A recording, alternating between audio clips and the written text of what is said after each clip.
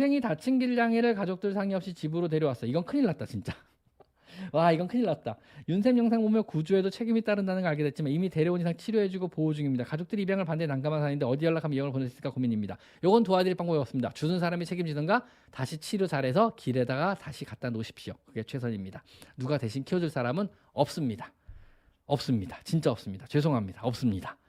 없습니다. 그래서 주는 사람이 끝까지 책임져야 됩니다. 그래서 심지어 주술 때는요, 내가 몇 살까지 살 수 있지를 생각하고 주술라 그럽니다. 요즘에 농담 따먹기로 그런 말 많이 합니다. 제가. 자, 또 올드코인 2021님 감사드립니다. 올드코인 2021님 수많은 사연의 향연 힘드시겠어요? 아닙니다. 열심히 해보겠습니다.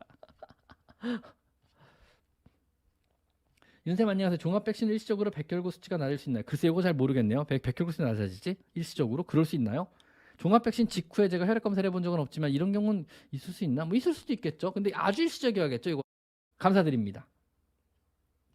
강지사님 역시 감사드립니다.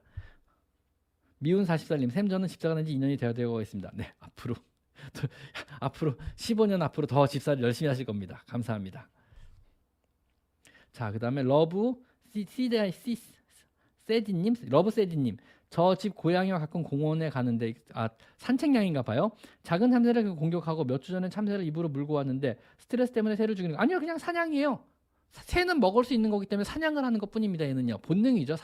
사냥은 본능이니까는요 스트레스로 새를 죽이는 게 아니고 실제로 사냥을 하는 거예요. 그래서 잡아먹기도 해, 먹기도 해요. 실제로도요. 그 일이 순으로 외출을 안 하려고 하는데 선생님 우리 양이한테 무슨 일이 있는 걸까? 아니요, 고양이 본능대로 행동한 겁니다. 원래 작은 새를 잡아먹고요. 고양이가 한번 외출을 하면은요, 미국에서도 관찰 카메라도 외출량한테 붙여놨더니 7마리를 사냥하고 들어오더래요. 한 번에 새를요. 7마리씩 죽여. 하루에 그 7마리에서 뭐 10마리까지 죽인다 그러더라고요. 새를요. 조그마한 새들을요. 그래서 고양이를 외출시키지 말라는 운동이 미국에서 많이 일어나요. 미국은 외출량이 많으니까. 그래서 작은 동물들을 보호하거나 멸종위기 생물들을 보호하기 위해서 고양이를 외출시키지 마세요라는 거를 많이 여기저기서 해요. 그래가지고.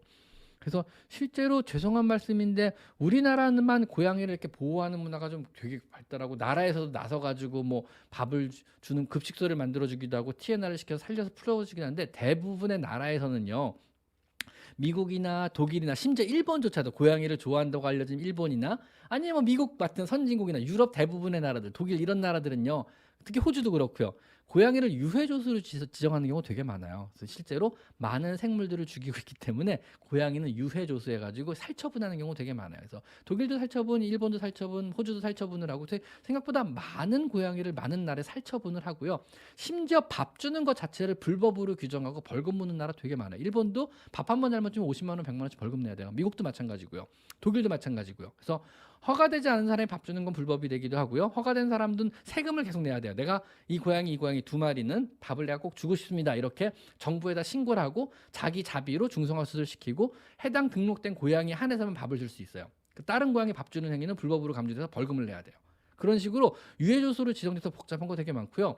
우리나라가 신기하게 굉장히 길냥이들한테 관대한 나라들이에요. 아마 동물복지 측면에서는 거의 세계 최고의 선진국 중에 하나예요. 여러분 이 말하면 여러분 안 믿죠 지금요. 무슨 말도 안 되는 소리냐. 뭐 지금 고양이 죽이고 있는 애들이 얼마나 뭐 날뛰고 있는데 뭐 고양이 뭐 묘권을 보호하라 이러고 있지만 이거 사실은 조금 조용히 해야 되는 것도 맞아요. 이게 사실 공론화 시켜가지고 뭐 길고양이를 조금 더 보호해보다 공론화 시키면은요, 다른 여러 나라들 선진국들의 동물보호 정책을 우리가 이제 같이 연구를 하게 되잖아요. 그 다음에 따오게 되잖아요. 보면은 대부분 불리한 게 훨씬 더 많기 때문에 그냥 가만히 있는 게 나아요. 전 그렇게 생각해요 개인적으로. 그래서 대부분의 나라들이 고양이 보호 정책이 우리나라처럼 이렇게 좋지는 않습니다. 대부분 살처분 정책으로 많이 가요. 왜냐하면 고양이만 보호할 것이냐, 다른 멸종 위기종을 같이 보호할 것이냐, 여기 딜레마가 끼는 거죠. 그래서 고양이를 너무 보호하자니 다른 여러 동물들이 너무 많이 죽어나가는 거예요.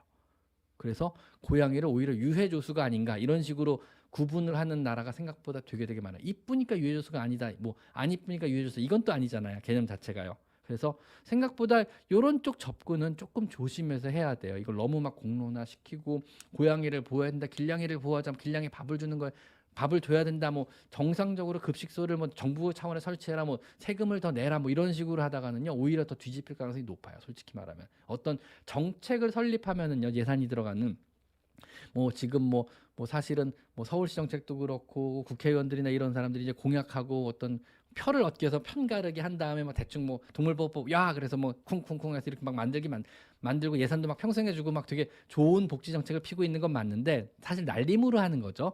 제대로 정책을 하면은요. 많은 나라의 정책들을 갖고 와서 수립할 때 참고를 하게 되고요. 이때 그렇게 좋은 참고들이 들어올 것 같지는 않아요. 굉장히 조심해야 될 것 같아서 개인적으로. 그래서 이 부분들은 조금 좀 복잡한 것도 많고 생각할 것도 많은 부분이라고 개인적으로 생각합니다. 근데 무슨 얘기하다가 이 얘기까지 나왔죠? 근데 무슨 얘기하다가 그래서 개인적으로 되게 조심스러운 부분 중에 하나의 동물보호 정책들은요. 그래서 어디 가서 얘기할 때 웬만하면 잘 얘기 안 하는 것 중에 하나기도 하고 오히려 공론화시켜서 좋을 게 없기 때문에 그렇습니다. 지금 정책 저는 지극히 만족스럽습니다. 굉장히 만족스럽습니다. 자, 잇몸체에 문제가 없는데 놀고 싶어서 찡찡